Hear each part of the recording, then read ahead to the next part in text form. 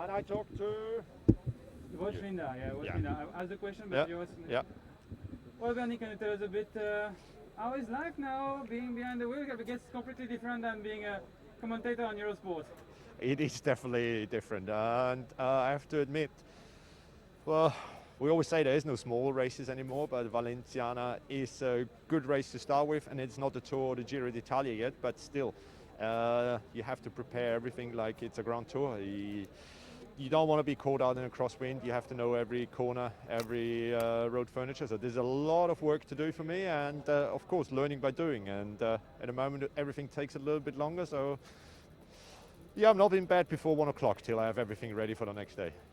Tell us about yesterday. Apparently, it has been quite eventful even before the victory of your leader. Yes, we had a pretty hectic day yesterday. Went well at the start. We knew Alex is in good shape, and we are one of the teams that has to control the race. But at the beginning, we completely lost the control. We had 3 riders crashing already before the first climb, and they were fighting back. And then, the race didn't really slow down. It was super fast and exciting, actually.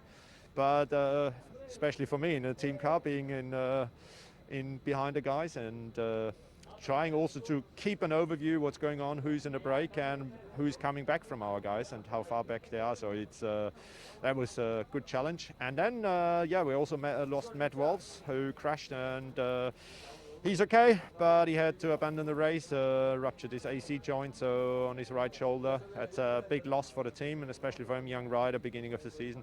And then we bounced back. We could hear that Alex is in good shape, and we knew the climb suits him, and he wanted to have the race hard. And we managed to do so, and our guys were pretty tired, but happy when they crossed the finish line yesterday. What can you tell us about Alex? I mean, he seems on fire already since the beginning of the year in Mallorca. He joined a new team. How do you see him evolving this year? He's very relaxed. I mean, just seen him. It's a crosswind day probably today. We are finishing Orihuela on the coast, but he just had a little nap on the way here, and he's very relaxed. That's is a good sign. He knows what's coming up to him. He counts on his team, on us, of course, to give the right information. But at the same time, I think it was also for him this change, joining Bora Hansgrohe, gave him a little boost just to focus more, and we give him the full support. Also, he has his big plans for the whole season and the targets, and this is where we're super happy, and we are super happy to have Alex on the team now and to have the leader's jersey. Can we see him this year fighting for a victory in the Grand Tour?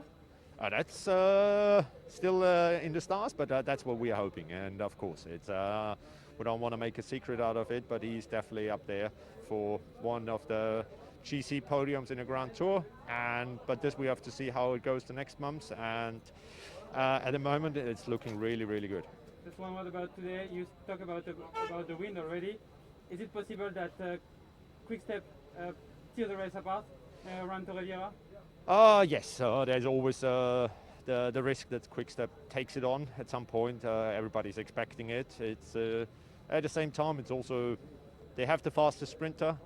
They probably try to get back to take the leader's jersey back on their shoulders with Remco Evenepoel, and this would be in a crosswind. So everybody is on alert from our team. We have a strong team, but at the same time, it's one team will not be enough. So we will see how it ends up out there, how many teams find an alliance. But sometimes it's enough if one team starts it, second team joins, third team joins, and you have an exciting race again. And make me a little bit nervous in the second car, because that's the only problem. You can't do much when you drive a car. You just want to be in there, but you can't. Thank you, René. That was perfect. Merci beaucoup.